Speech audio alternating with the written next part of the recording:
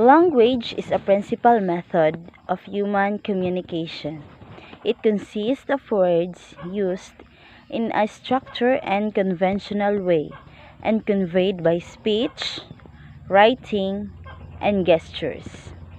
A language also a system of communication used by a particular country or community. The example of language is a word spoken, words read from the textbooks. And language is also important, for it is the vital part of a human connection. So, there are two ways of acquiring language. First is we acquire language due to nature, and the second is we acquire language due to nurture.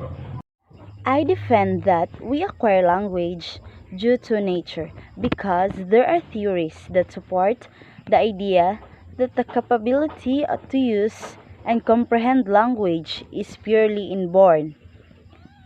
The capability is native to the human brain. No teaching, no training, or reinforcement is required for language to develop.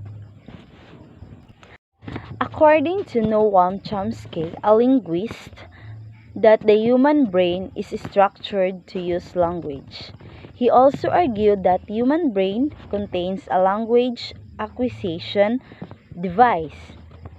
And he also says that children are born able to learn the rules to transform deep structures into different surface structures.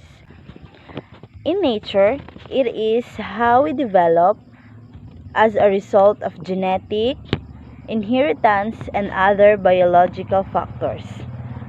I remember when I am still 5 years old and not yet schooling, I can speak and understand language, particularly the language that we use in our home.